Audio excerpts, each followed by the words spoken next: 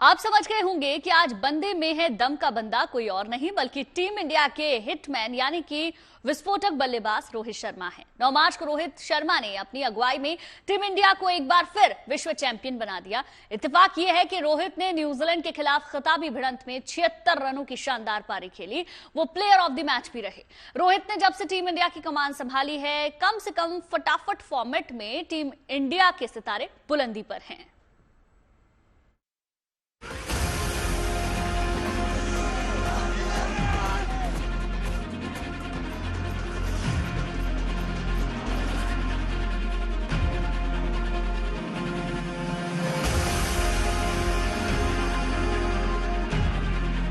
तारीख थी 19 नवंबर 2023, स्थान था अहमदाबाद का नरेंद्र मोदी स्टेडियम।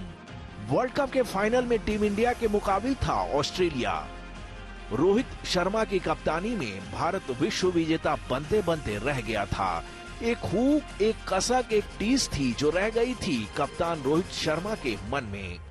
9 मार्च 2025 को रोहित ने अपनी रहनुमाई में उस हुक को, उस टीस को, उस कसक को, उस पीड़ा को 140 करोड़ हिंदुस्तानियों के जश्न में तब्दील कर दिया।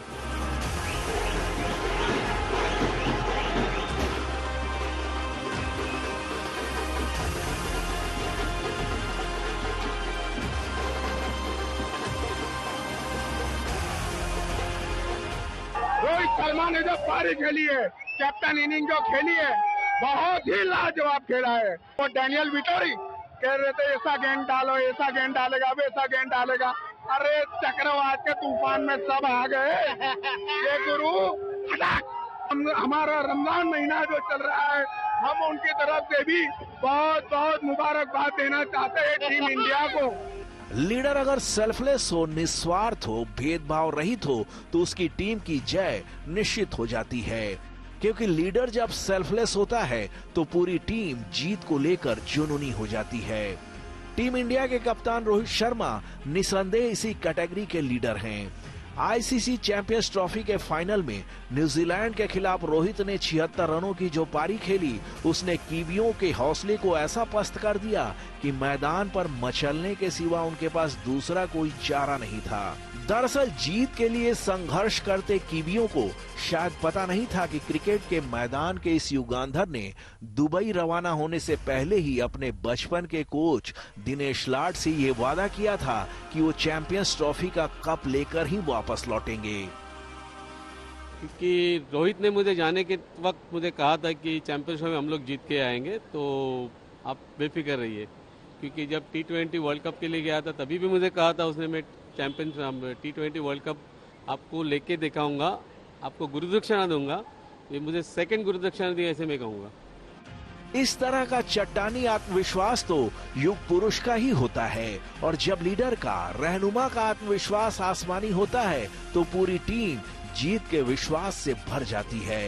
यही वजह है कि 2 साल में लगातार 2 आईसीसी खिताब जीतने वाले रोहित दुनिया के पहले कप्तान बन गए हैं। पिछले साल 29 जून को बारबाडोस के केनसिंगटन ओवल में दक्षिण अफ्रीका को 7 रनों से शिकस्त देकर रोहित की सेना T20 वर्ल्ड कप की विजेता बनी थी। लेकिन 2 साल में 2 आईसीसी टूर्नामेंट की खिताबी जीत से ज्यादा बड़ी है रोहित की कप्तानी में टीम इंडिया की अपराजेयता। आईसीसी टूर्नामेंट में रोहित की कप्तानी का रिकॉर्ड अपने आप में अद्वितीय है। इस युगांधर की कप्तानी में 2023 विश्व कप के फाइनल को छोड़कर टीम इंडिया आईसीसी टूर्नामेंट्स का अपना एक भी मैच नहीं हारी है। चैंपियंस ट्रॉफी में फाइनल समेत रोहित की सेना ने कुल 5 मैच खेले और 5 में जीत हासिल की। 2024 T20 विश्व कप में भी टीम इंडिया ने फाइनल समेत कुल 8 मुकाबले खेले थे और सभी में जीत दर्ज की थी।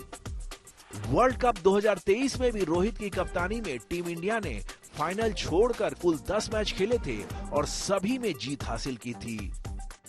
रोहित की लीडरशिप का कमाल ये है कि आईसीसी टूर्नामेंट में पिछले 3 साल में उनकी कप्तानी में टीम इंडिया ने कुल 23 मुकाबले खेले हैं, इनमें से 22 में जीत दर्ज की है। ये है इस बेमिसाल लीडर का रिकॉर्ड।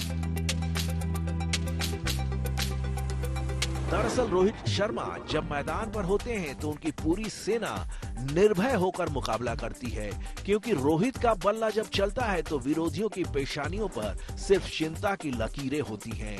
यही वजह है कि रोहित के प्रति क्रिकेट प्रेमियों की दीवानगी जुनून की हदें भी पार कर जाती हैं।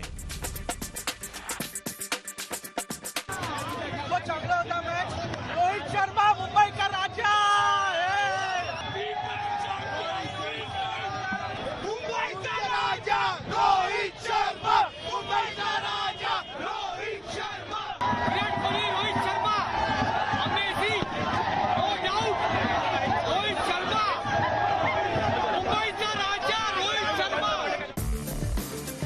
हिंदुस्तान के क्रिकेट प्रेमियों का अब बस एक ही सपना है, साल 2027 तक रोहित ऐसे ही टीम इंडिया की रहबरी करते रहे और साउथ अफ्रीका में होने वाले वर्ल्ड कप की ट्रॉफी उठाकर ही संन्यास का ऐलान करें। वैसे भी रोहित ने फिलहाल संन्यास की अटकलों को बहुत ही कूल तरीके से खारिज कर दिया है। One more thing, I'm not going to retire from this format, just to make sure that no rumors are spread moving forward. Okay, guys, thank you so much. Rohit की तरह का क्रिकेटर युगों में एक बार अवतरित होता है। रोहित के निजी रिकॉर्ड्स को आप खंगालेंगे तो आपके हाथ कुछ खास नहीं आएगा, लेकिन उनकी कप्तानी में अगर टीम इंडिया के रिकॉर्ड्स को देखेंगे तो आपको अंदाजा हो जाएगा कि लीडरशिप के मामले में उनके आसपास भी कोई नहीं है। आईसीसी चैंपियंस ट्रॉफी में टीम इंडिया को वर्ल्ड चैंपियन बनाने वाले रोहित जितने शानदार टीम लीडर हैं, उतने ही आक्रामक बल्लेबाज भी। रोहित शर्मा की आक्रामक बैटिंग का लोहा दुनिया के दिग्गज क्रिकेटर्स भी मानते हैं, लेकिन क्या आप जानते हैं कि खुद रोहित शर्मा बैट्समैन नहीं बल्कि बॉलर बनना चाहते थे। रोहित शर्मा अपनी क्रिकेट एकेडमी में ऑफ ब्रेक की प्रैक्टिस करते थे, लेकिन कमाल की अंतर्दृष्टि है उनके कोच में, जिन्होंने ऑफ स्पिनर रोहित के भीतर जज्बा बैटिंग के हुनर को पहचाना और बॉलिंग की जगह उनसे बैटिंग पर ध्यान देने की सलाह दी। कोच की एक सलाह ने रोहित की जिंदगी बदल दी।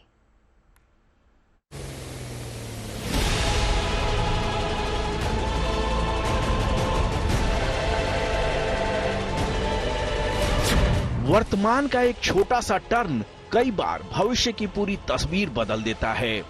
रोहित शर्मा इस बात की सबसे बड़ी मिसाल हैं। आपको ये जानकर हैरानी होगी कि जो रोहित शर्मा आज इंटरनेशनल क्रिकेट में हिटमैन के नाम से विख्यात हैं, वो बल्लेबाज की जगह गेंदबाज बनना चाहते थे। रोहित अपनी टीम के ऑफ स्पिनर थे और बॉलिंग की ही नेट प्रैक्टिस करते थे, लेकिन दाद देनी होगी रोहित के कोच दिनेश लाड की, जिन्होंने ऑफ स्पिनर रोहित के भीतर छिपे बैटिंग क्लास को महसूस कर लिया। अगर दिनेश लाड ने रोहित को बैटिंग करने के लिए प्रेरित न किया होता तो शायद टीम इंडिया को इतना बेहतरीन हिटमैन नहीं मिला होता। कभी बैट्समैन नहीं था। जब मैंने क्रिकेट खेलना शुरू किया अपने स्कूल के लिए, मैं एज अ बॉलर सिलेक्ट हुआ था, ऑफ स्पिन बॉल डालता था। तो कुछ महीनों के बाद मेरे जो कोच है दिनेश लाड जी, उन्होंने मुझे देखा और उन्होंने बोला, यार तेरे को बैटिंग में भी फोकस करना चाहिए, हमें टीम को ऑलराउंडर की ज़रूरत है। और उन्होंने मेरा बैटिंग देखा और मुझे 7-8 नंबर पे बैटिंग करने का मौका दिया। और जब मैं बैटिंग करने गया तो मैंने कुछ 30-40 रन बनाए नीचे 7-8 नंबर पे। उनको अच्छा लगा। उसी अंदाज में जो आजकल बनते हैं। हाँ बिल्कुल उसी अंदाज में, छक्के चौके ऐसे ही लग रहे थे। तो मेरे सर जो थे काफ़ी खुश हुए। उन्होंने एक बार मुझे ऊपर बैटिंग करने का अपॉर्चुनिटी दिया और उस टाइम मैंने 140 रन बनाए। दरअसल रोहित के क्रिकेट करियर का आगाज मुंबई के Borivali sports and cultural association से हुआ। रोहित इस एकेडमी की तरफ से खेलते थे और ऑफ स्पिनर बनना चाहते थे। इसी दौरान किसी मैच में स्वामी विवेकानंद इंटरनेशनल स्कूल के कोच दिनेश लाड की नजर रोहित पर पड़ी। तब उन्हें अपने स्कूल की टीम के लिए अच्छे उदीयमान खिलाड़ियों की तलाश थी। रोहित की स्पिन गेंदबाजी दिनेश लाड को पसंद आई और उन्होंने रोहित को विवेकानंद स्कूल में एडमिशन दिलवा दिया। काबिले गौर है कि तब स्कूल की फीस 275 रुपए प्रति महीने थी और रोहित के पेरेंट्स के लिए इस फीस का इंतजाम कर पाना मुश्किल था, क्योंकि तब रोहित के पेरेंट्स को क्रिकेट कोचिंग के लिए हर महीने 800 रुपए देने पड़ते थे और उसी का इंतजाम बड़ी मुश्किल से हो पाता था। रोहित की इस मजबूरी को देखते हुए दिनेश लाड ने उनकी स्कूल की फीस माफ करवा दी। दरअसल दिनेश लाड छोटी उम्र के रोहित के जबरदस्त आत्मविश्वास से बहुत ज्यादा प्रभावित थे। रोहित का आत्मविश्वास देखकर उन्हें शुरू में ही लग गया कि ये लड़का एक दिन दुनिया का सबसे धाकड़ खिलाड़ी बनेगा। नहीं, कभी फियर फैक्टर मैंने कभी उसको ऐसे डरते हुए कभी देखा ही नहीं। हर स्कूल के हर मैच में कोई भी अच्छे बॉलर हो, कोई भी यानी डर के कभी खेला नहीं। उसका फायदा उसको, क्योंकि उसके अपने आप में लोग बोलते हैं सेल्फ कॉन्फिडेंस बहुत है, और वो कॉन्फिडेंस के ऊपर वो अपनी बल्लेबाजी करते रहे, और उसका फायदा उसको होता ही होता है। दिनेश लाड की सलाह पर रोहित ने बॉलिंग के साथ अपनी बैटिंग पर भी ध्यान देना शुरू किया, और उसका असर ये हुआ कि बतौर बल्लेबाज वो सेलेक्टर्स को प्रभावित करने लगे। अंडर 14, अंडर 15 और अंडर 19 हर टीम में वे जगह बनाते चले गए। साल 2007 में रोहित भारत के लिए T20 वर्ल्ड कप खेलने दक्षिण अफ्रीका गए और मेजबान टीम के खिलाफ शानदार हाफ सेंचुरी बनाकर अपने टैलेंट का लोहा मनवा दिया। हालांकि पैसे की तंगी अभी भी बनी हुई थी। रोहित की किस्मत ने बड़ी करवट तब ली जब साल 2008 में IPL में उन्हें 3 करोड़ कीमत मिली। जिस रोहित ने बचपन से पैसे की तंगी देखी थी, उनके पास जब एक मुश्त 3 करोड़ रुपए आए तो उन्हें एक बार की समझ नहीं आया कि इन पैसों से सबसे पहले अपनी कौन सी हसरत पूरी करें। काफी उधेड़-बुन के बाद रोहित ने अपने लिए शानदार गाड़ी खरीदी। हालांकि उस समय उनके माता पिता बोरीवली में किराए के घर में रहते थे, लिहाजा रोहित के गाड़ी खरीदने के फैसले से वो नाराज हुए, क्योंकि माता पिता चाहते थे कि रोहित सबसे पहले मुंबई में घर खरीदें। बहरहाल रोहित ने बाद में अपने पेरेंट्स की ये इच्छा भी बांद्रा में घर खरीदकर पूरी कर दी। लेकिन बचपन में गरीबी का दंश झेल चुके रोहित के पास जब पैसे आने लगे तो उनका दिलो दिमाग क्रिकेट से डिस्ट्रैक्ट होने लगा। यही वजह है कि साल 2009 और साल 2010 में वो कुछ खास नहीं कर पाए। रोहित को तगड़ा झटका तब लगा जब 2011 वर्ल्ड कप में उनका सिलेक्शन नहीं हुआ। झटका लगने के बाद रोहित ने गहराई के साथ आत्ममंथन किया और तय किया कि सफल होना है तो डिस्ट्रैक्शन को ओवरकम करना ही पड़ेगा। सिचुएशन को मैं समझ नहीं पा रहा था, नया था, 20 साल का था, तो गेम रीडिंग सिचुएशंस जो होती है वो उतनी अच्छी नहीं थी। फेलियर्स के बाद ही मुझे पता चला कि गेम में क्या सुधार लाने की ज़रूरत है, गेम को कैसे इम्प्रूव करना है, और साथ में इतने प्लेयर्स खेल रहे हैं, उनको देख कर और उनसे बात कर गेम में वो अपनी लाने की कोशिश की। कुछ वक्त की असफलता ने रोहित को इतना ज्यादा सचेत कर दिया कि वो पहले से भी ज्यादा मेहनत करने लगे। 2011 वर्ल्ड कप के बाद एक बार फिर टीम इंडिया में जगह बनाई। 2013 की चैंपियंस ट्रॉफी में उन्हें पारी की शुरुआत करने का मौका मिला और उन्होंने शानदार हाफ सेंचुरी बनाई। उसके बाद तो रोहित ने कभी पीछे मुड़कर नहीं देखा। रोहित शर्मा आज वनडे और T20 के सरताज बन गए हैं। रोहित में वो काबिलियत है कि अपनी धुआंधार बैटिंग से किसी भी मैच का रुख बदल सकते हैं। लेकिन रोहित के पिता वनडे क्रिकेट या T20 में रोहित के प्रदर्शन से बहुत ज्यादा खुश नहीं होते, क्योंकि पिता की नजर में टेस्ट क्रिकेट में खिलाड़ी की असली अग्नि परीक्षा होती है। रोहित के पिता आज भी चाहते हैं उनका बेस्ट टेस्ट क्रिकेट में अच्छा प्रदर्शन करना। इसीलिए रोहित जब टेस्ट खेलने के लिए मैदान पर उतरते हैं तो उनके दिमाग में पिता की हसरतों का दबाव होता है।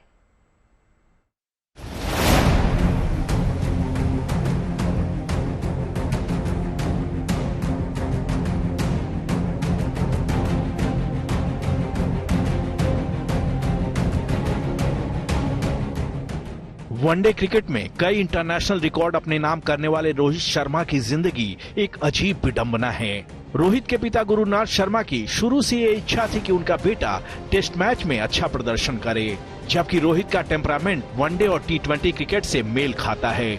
आपको ये जानकर हैरानी होगी कि 108 वनडे खेलने के बाद रोहित शर्मा को पहली बार 9 नवंबर 2013 को कोलकाता के ईडन गार्डन्स में टेस्ट मैच खेलने का मौका मिला।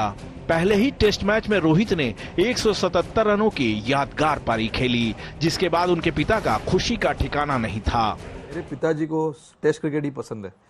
एक मेरे लिए सबसे जो मेरे लिए इम्पोर्टेंट चीज़ था वो मेरी फैमिली थी, और मेरे पिताजी वनडे क्रिकेट में ज़्यादा इंटरेस्ट नहीं लेते, बट उनको टेस्ट क्रिकेट में मैं जब भी मैं अच्छा करता हूँ तो वो बहुत खुश होते हैं।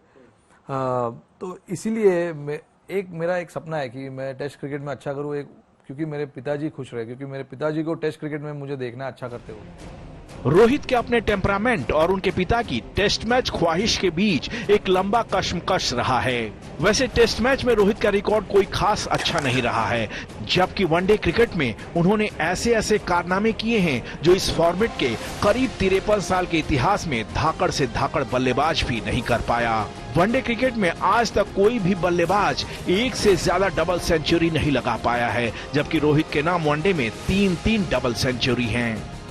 रोहित शर्मा ने 13 नवंबर 2014 को श्रीलंका के खिलाफ 264 रनों की ऐतिहासिक पारी खेली थी, जो वनडे क्रिकेट का ऑल टाइम सर्वोच्च स्कोर है। उससे पहले रोहित ने नवंबर 2013 में ऑस्ट्रेलिया के खिलाफ 209 रनों की यादगार पारी खेली थी। दिसंबर 2017 में रोहित ने श्रीलंका के खिलाफ अपनी तीसरी डबल सेंचुरी लगाई। इस मैच में रोहित 208 रन बनाकर नाबाद रहे थे। कहने की जरूरत नहीं कि वनडे क्रिकेट में लंबी पारी खेलने के मामले में रोहित का कोई सानी नहीं है। वनडे वर्ल्ड कप में रोहित के नाम एक और शानदार विश्व कीर्तिमान दर्ज है। वर्ल्ड कप में सबसे ज्यादा सेंचुरी लगाने के अलावा एक ही वर्ल्ड कप में सबसे ज्यादा शतक का रिकॉर्ड भी रोहित के नाम ही दर्ज है। 2019 के वर्ल्ड कप में रोहित शर्मा ने 5 शतक लगाए थे, जो कि एक रिकॉर्ड है। 2019 के वर्ल्ड कप में रोहित ने दक्षिण अफ्रीका के खिलाफ नाबाद 122 रन, पाकिस्तान के खिलाफ 140 रन, इंग्लैंड के खिलाफ 102 रन, बांग्लादेश के खिलाफ 104 रन और श्रीलंका के खिलाफ 103 रनों की पारी खेली थी। साफ है कि रोहित के नाम वनडे क्रिकेट में कुछ ऐसे रिकॉर्ड्स दर्ज हैं जिन्हें तोड़ पाना किसी के लिए भी आसान नहीं होगा। हालांकि T20 में भी रोहित के नाम एक बड़ा वर्ल्ड रिकॉर्ड दर्ज है। दरअसल रोहित को डिफेंसिव क्रिकेट नापसंद है, बल्ले से प्रहार करना उन्हें काफी भाता है। यही वजह है कि वनडे और T20 के ऑल टाइम महानतम बल्लेबाजों में वो शुमार हैं।